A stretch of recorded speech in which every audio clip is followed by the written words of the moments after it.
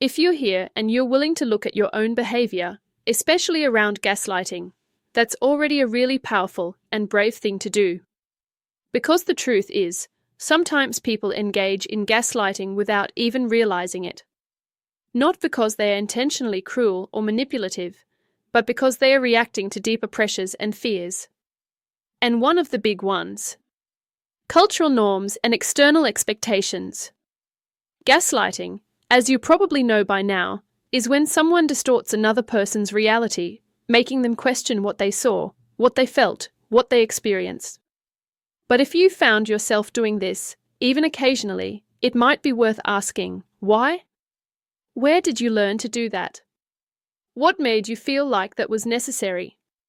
And often, when you pull back the layers, a lot of it comes down to the pressure we feel to show up in a certain way, this pressure to be confident, in control, and always right.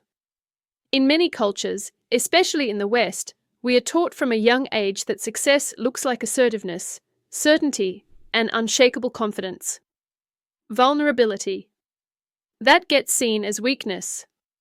Doubt? That's something to hide. So, we end up in this space where the goal becomes looking polished, strong, put together, even if, behind the scenes, we are actually struggling.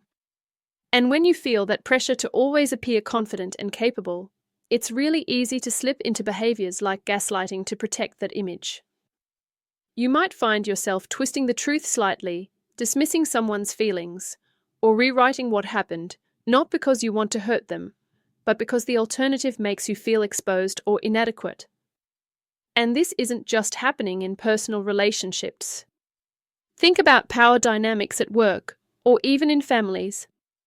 In these settings, being seen as the one who's in charge, the one who's got it all together, can feel like it's linked to your value. The more dominant you are, the more respect you might receive. So, when your authority is challenged, you might feel like you need to defend it. And sometimes, the way we defend it is by invalidating someone else's experience. We might make them feel like they're misunderstood or that they are overreacting.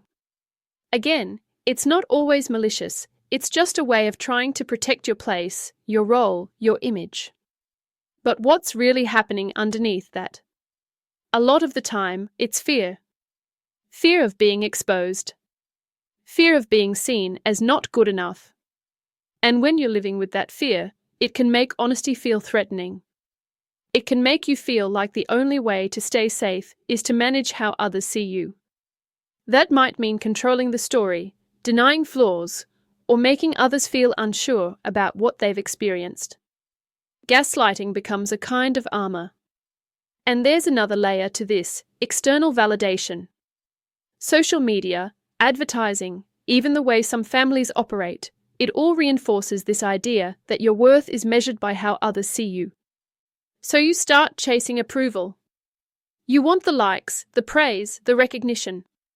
And when that validation feels at risk, you might try to protect it by shaping situations in your favor. That could look like exaggerating your role in something, or brushing aside someone else's version of events. It's all connected to that need to be seen a certain way.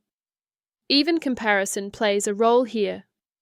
When you're constantly comparing yourself to others, whether that's online, at work, or even in your own home, it's easy to feel like you're falling short.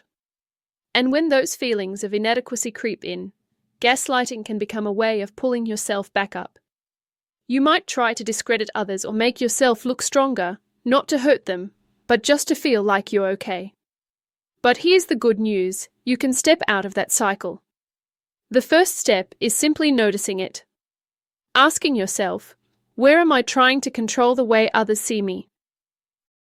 When do I feel the need to be right, even if it means bending the truth? What am I really afraid of in those moments? Once you've spotted those patterns, the next step is to start challenging them. What if being vulnerable wasn't a weakness, but a strength? What if showing up honestly, even with flaws and uncertainty, actually made you more trustworthy, more real, more respected? The truth is, perfection isn't relatable, humanness is. You can also start focusing on internal validation. Instead of waiting for the world to tell you that you're good enough, start reminding yourself. Remind yourself that your worth isn't tied to how perfect you seem or how well you manage other people's perceptions. It's about who you are when no one's watching.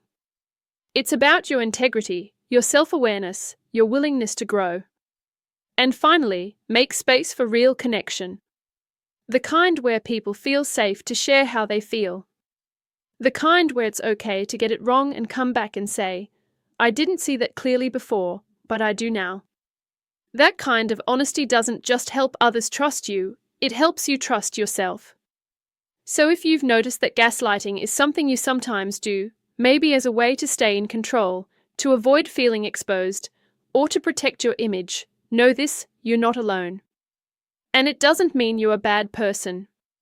It means you've been carrying a lot of pressure, and now you're ready to put some of that down. That's something to be proud of. In the next module, we are going to explore emotional avoidance and how that ties into gaslighting. Because sometimes, it's not just about how we want others to see us, it's about what we are trying not to feel. But for now, give yourself a moment. Reflect on the influence of these cultural norms and external pressures.